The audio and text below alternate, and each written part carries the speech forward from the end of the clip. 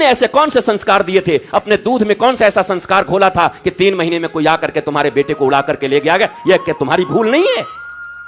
तुम अपनी गलतियां स्वीकार नहीं करोगे? तुम नहीं कहोगे कि हमने संस्कार देने में गलती कर दी? हम भी समाज और परंपराओं के चक्कर में पड़ करके अपने बेटे को उसी लाइन में धकेल दिए जहां हमें धकेलना नहीं था। अगर आप ही की तरह भगत सिंह की मां भी सोचती, आप ही की तरह अगर चंद्रशेखर आजाद की मां भी सोचती, आप ही की तरह अगर ध्रुव की मां भी सोचती, सुनीति के पास जब ध्रुव रोते हुए आए और कहा कि मेरी सौतेली मां ने मेरी बांह पकड़ करके वहां से निकाल दिया, मुझे पिता की गोद में नहीं बैठने दिया, मुझे गद्दी पर नहीं बैठने दिया, उस समय जाती और जाके कहती है कैसे नहीं करेगी, दोनों का बराबर का अधिकार है, जिंदाबाद मुर्दाबाद हो जाता। भाई दोनों के अधिकार थे, सुनीति और सुरुचि बराबर के हिस्से बढ़ जाते। पर उस समय क्या कहा सुनीति ने? बेटे देख, एक मैं तेरी मां हूं जो आज तक तुझे पिता की गोद तक नहीं बिठा पाई, और एक तेरी सौतेली मां है जो आज तुझे परम पिता के गोद में बैठने का मार्ग दिखाई है। वो सच्ची मां है तुम्हारी, तुम उसकी बातों को फॉलो करो।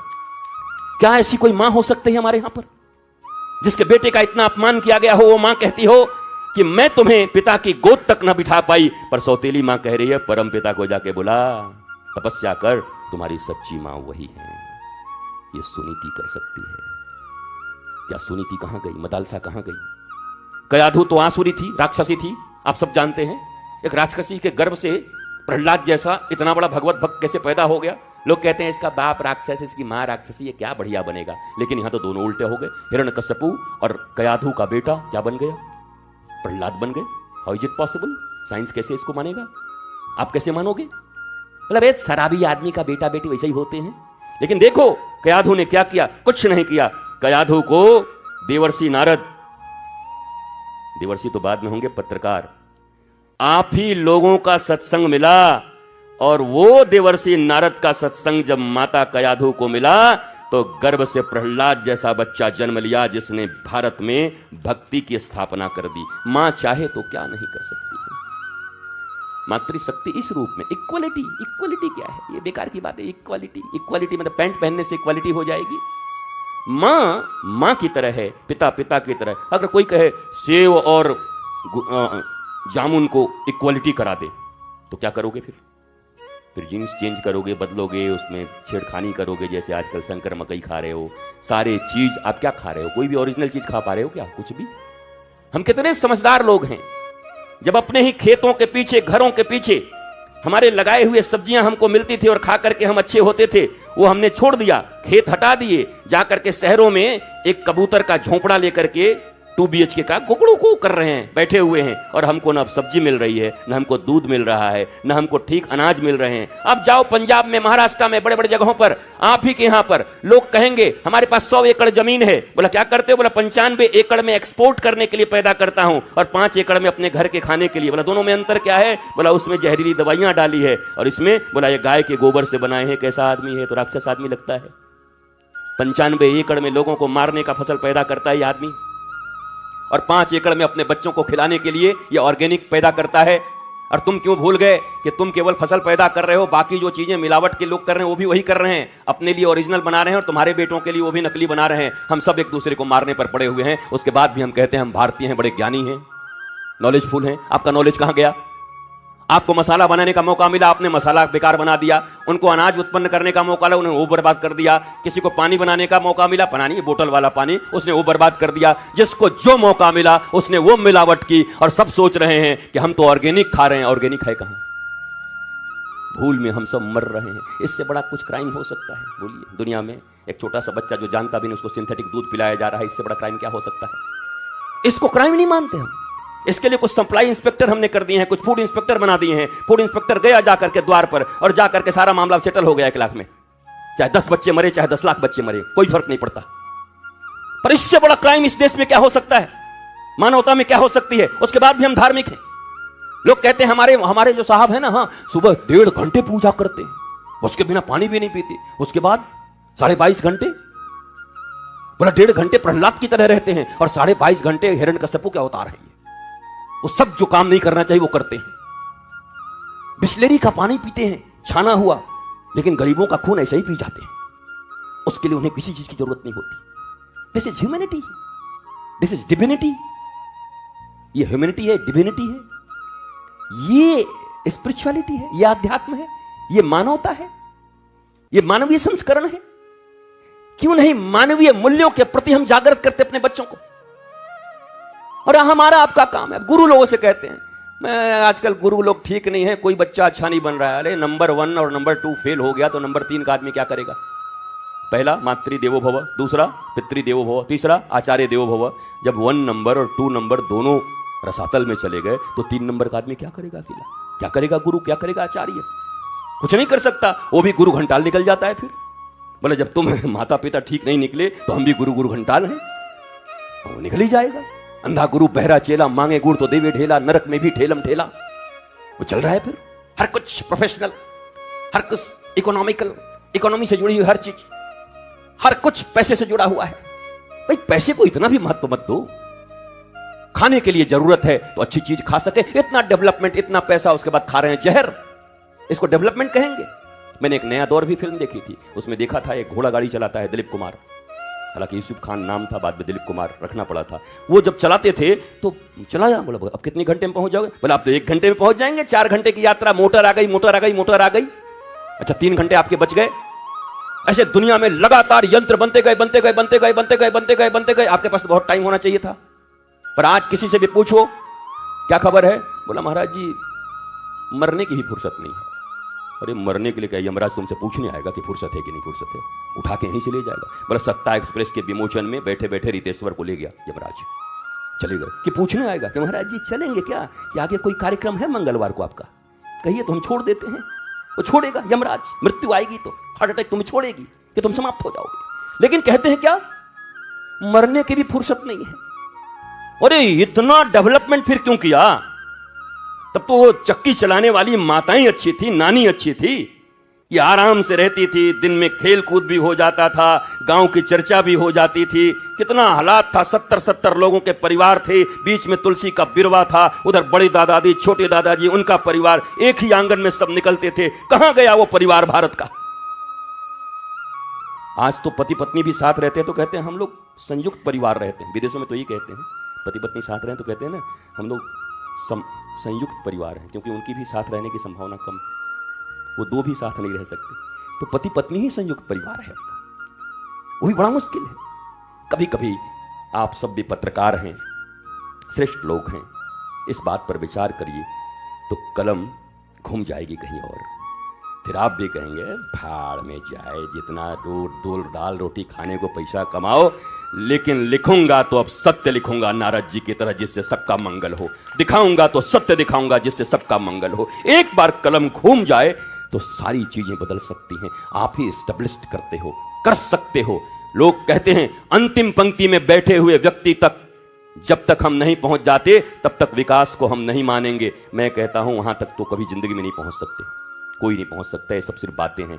मैं ये कहता हूं इसी पंक्ति में बैठा हुआ, भले ही फटा हुआ कुर्ता पहना हो, लेकिन कोई ईमानदार व्यक्ति हो जिसने ईमानदारी से कुछ किया हो, और उसके बड़े मंच पर खड़ा होकर के जब उसको पुरस्कृत किया जाएगा तो बच्चे पूछेंगे मम्मी ये कौन है गरीब जैसा? बोला ये बेटा गरीब हैं, पर आज देश में इनसे ईमानदार कोई नहीं, इसलिए इनको ईमानदारी का सबसे बड़ा पुरस्कार मिल रहा है। तो शायद चीजें बदल जाएं। लोग कहेंगे कि केवल पैसे वालों को ही सब कुछ नहीं दिया जाता, ईमानदारी भी कोई चीज है, आध्यात्मिकता भी कोई चीज है। हमने नैरेटिव सेट किया है कि भैया धन कहीं से कमा लो, बस तुम्हारी पूछ होगी, बॉडीगार्ड कहीं से ले लो, तुम्हारी पूछ होगी, गाड़ियां कहीं से भी ले लो, 10-10 काली गाड़ियां तुम्हारे आगे पीछे घूमे। अभी मैं भी 25 गाड़ी से आता तो अब कहते बहुत बड़े गुरुजी, कमाल के आगे पीछे। पर हो ना सके अगर मैं मोटरसाइकिल से आ जाता, साइकिल से, तो पूछते ही इनसे शुक्ला जी से, इन्हीं के लिए आप इतना परेशान थे? ऐसे ही है, यही हालत है। अब बताओ कि अगर समाज, इकोनॉमिक्स का एक सिद्धांत है, जो डिमांड वही सप्लाई, इसलिए केवल नेताओं को और बाबाओं को आप गड़बड़ नहीं कह सकते, तुम्हारी डिमांड ही वैसी है, इसलिए सप्लाई भी इधर से वैसे ही हो रहा है।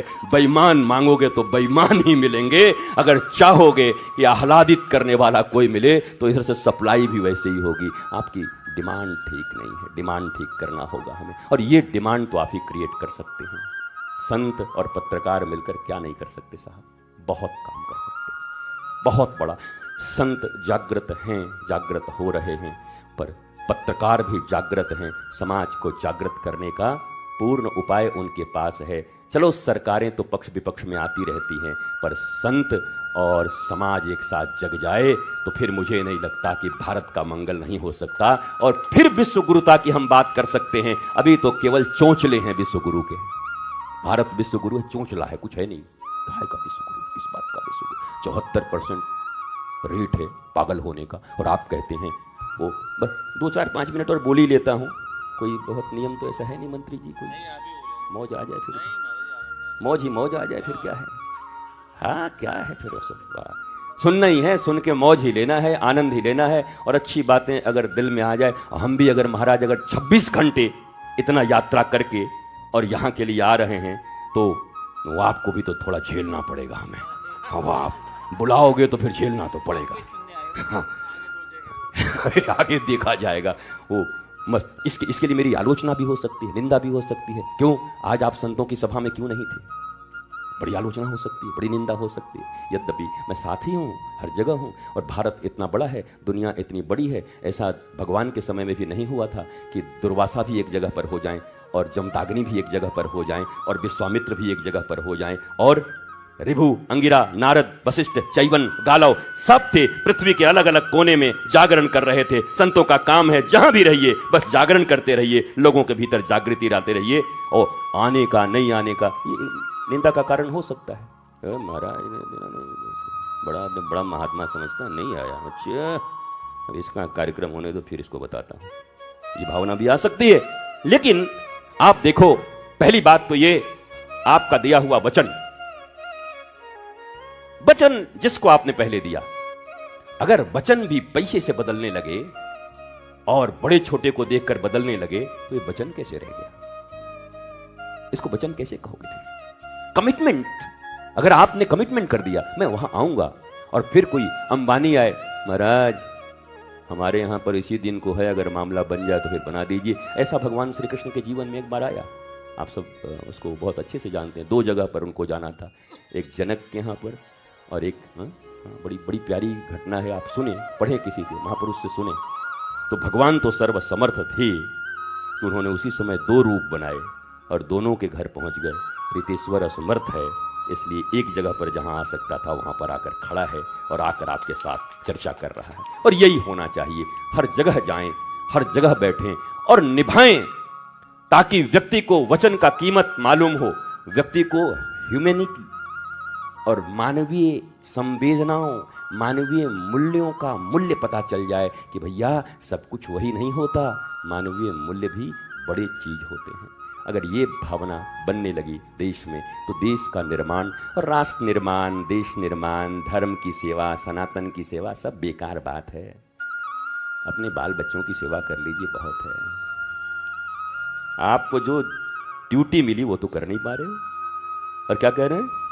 देश सेवा हमें करनी है, हम धर्म को बचा देंगे। धर्म को अपने भीतर बचाओगे कि बाहर बचा दोगे? भीतर भी तो बचना चाहिए। और याद रखो, जैसे भोजन भूख लगी हो और भोजन प्राप्त करने के बाद ही तुष्टि, पुष्टि, संतुष्टि तीनों एक साथ मिलते हैं, अलग अलग नहीं मिलते, तीनों हो जाते हैं। वैसे ही धर्म की रक्षा जिसने अपने भीतर में कर लिया, ज्ञानमंत हो गया, वो धर्म की रक्षा पूरी दुनिया में कर पाएगा। पर अपने भीतर ही धर्म की रक्षा नहीं कर पाए और सारी दुनिया में ढिढोरा पीटते चल रहे हो, मैं धर्म की रक्षा करूंगा, बल्कि धर्म को बिगाड़ और दोगे, बर्बाद और कर दोगे, संस्कृति बिगाड़ और दोगे, बर्बाद और कर दोगे। इसलिए ये अहंकार भी हम लोगों को त्यागना चाहिए। बोला हम तो महात्मा हैं, लोक कल्याण के लिए आए हैं। अरे बाबा, पहले अपना कल्याण कर लो ठीक ठाक से। अपनी आपके भीतर में अगर कोई ऐसे काम, क्रोध, मदमोह, लोभ, मात्सर्य 6 वृत्तियां हैं, देयर आर 6 कॉम्प्लेक्सेस। हर आदमी के भीतर में एक ड्राइवर कॉम्प्लेक्स होता है। किसी का काम ज्यादा, किसी का क्रोध ज्यादा, किसी का लोभ ज्यादा, किसी का मोह ज्यादा, सबका एक न एक कोई ड्राइवर होता है। अलग अलग लोग होते हैं। तो लोग क्या कहते हैं? हमको धन से कोई नहीं खरीद सकता, लेकिन अगर हमारी इज्जत। अच्छा, मैंने एक चीज सुना है, जिसके पास जो चीज कम होता है वो इसी चीज की खोज करता है। नहीं, अगर बुरा न लगे तो ये जो लोग इस बात को कहते हैं पैसे रुपए की बात, हमारी प्रतिष्ठा, मतलब बिल्कुल नहीं है उसके पास, गरीब आदमी है। वही ढूंढ रहा है कहीं प्रतिष्ठा मिल जाए। और हमारे शास्त्रों में कहा गया प्रतिष्ठा सुकरी विष्ठा, प्रतिष्ठा सुकरी विष्ठा। आपके भीतर इनहैंकर नहीं होना चाहिए इन सब चीजों के लिए। आपको तो श्रेष्ठ पथ पर चलना चाहिए, मौज में रहना चाहिए, एक पल में सब गंवाने का हिम्मत भी रखना चाहिए। ये राज ये था। हनुमान जी गए ना लंका में, तो विभीषण को देखे तो विभीषण का सब लोग बड़ी बड़ाई कर रहे थे। हनुमान जी ने कहा इधर सुन, लाल बत्ती का अभी तक लोभ गया नहीं, रावण ने हमको देखिए घर में ही मंदिर बनाने का ऑर्डर दे दिया, तुलसी लगाया, राम राम लिखा, फिर भी कुछ नहीं बोलता। बोला यही तो मैं देख रहा हूं, तुम बड़े सेल्फिश और लाल बत्ती के महामंत्री था उस देश का। बोला जगदम्बा का हरण करके जिसने ले आया, और तुम्हारे लिए राम नाम सिर्फ लिखने का छूट दे दिया और तुम बिक गए। वो ऐसी फटकार लगाई हनुमान जी ने, तुरंत जा करके लड़ाई झगड़े करके राम जी के पास जा, ज्ञान दे रहे हैं। तब क्या लिखा, तुमरो मंत्र विभीषण। मंत्र क्या था? कोई कान में मंत्र दिए थे क्या? यही मंत्र था, यही वो सद्बुद्धि, वही वो विवेक ही मंत्र है। मन्नात्राइति मंत्रो, जो मन के समस्त बंधनों से हमारा त्राण कर दे, मन के उलझनों से हमें ऊपर उठा दे, उसे ही तो मंत्र कहते हैं। मंत्र चलता बड़ी अच्छी बात थी, फिर तंत्र माने सिस्टम, सिस्टम करप्ट हुआ। मंत्र चला, फिर तंत्र चला, फिर यंत्र चला, और अब तो बुरा मत मानिएगा खाली षड्यंत्र चल रहा है। न मंत्र से काम चल रहे हैं, न तंत्र से, न यंत्र से, अब षड्यंत्रों का मामला है। जितना बढ़िया आप रचना कर पाइए उतने ऊपर उठ जाएंगे। बढ़िया सुंदर षड्यंत्र बनाइए, थोड़ा घी डालिए, थोड़ा सूजी डालिए, थोड़ा इलायची डालिए, सुंदर षड्यंत्र बनाइए और परोस दीजिए लोगों के बीच। तो मंत्र है नहीं, मन का त्राण है नहीं, तंत्र बिगड़ गया, हमारे सिस्टम शरीर के बिगड़। तंत्र का अर्थ कोई, वो तो नींबू मिर्ची सोचते हैं लोग, हाँ कि नींबू मिर्ची रख दिया तो तंत्र कर दिया। और ये नींबू मिर्चियों में इतनी शक्ति होती तो डोकलाम में और कारगिल में वही टांग दिए होते कि वो लोग उधर ही रहते, इधर नहीं आते। कमाल करते हो भाई। बल्कि नींबू मिर्ची चूड़ी टिकुली सिंदूर कोई तुम्हारे दरवाजे पर दे जाए तो बाकी तो बाहर के फेंक दो, किसी काम नहीं आएगा झाड़ू से, सोहनी से। और नींबू मिर्ची उठा करके मिर्ची को सब्जी में डाल दो और नींबू शरबत गार करके बढ़िया पी लो, गल बहुत बढ़िया पड़ोसी हमारो है भैया, नींबू मिर्ची दे गए। इतना भी डरते हो महाराज। तंत्र का अर्थ होता है सिस्टम, सिस्टम। ये शरीर का एक सिस्टम है। आंख ठीक करने के लिए, नाक ठीक करने के लिए, पेट ठीक करने के लिए, किडनी ठीक करने के लिए, सबके लिए अलग अलग जरूरत नहीं है। अगर आपका आहार विहार सही है तो ये सब स्वस्थ रहेंगे। आहार विहार गड़बड़ है तो लीवर ठीक करोगे तो किडनी खराब हो जाएगी, किडनी ठीक करोगे तो फिर आंख खराब हो जाएगी, आंख ठीक करोगे तो नाक खराब हो जाएगी। ये रिश्तेदारों की तरह है, चाची को मनाया तो मामी रूठ गई, मामी को मनाया तो मौसी रूठ गई, मौसी को मनाया तो फिर कोई और रूठ गया, बुआ रूठ गई। ये रिश्तेदार पूरे एक साथ कभी मानते नहीं, कोई ना कोई रूठा ही रहेगा। इसलिए इनको मनाने के चक्कर में मत रहिए, बल्कि धर्म, ज्ञान, जिसको मैं नॉलेज कहता हूं, संस्कार कहता हूं, उसका फीड करते रहिए, उसको लेते रहिए, तो ये सारे माने रहेंगे और सारे ठीक रहेंगे। इनको अलग से मनाने की जरूरत नहीं होगी। आप सबका मैं बहुत बहुत आभार व्यक्त करता हूं।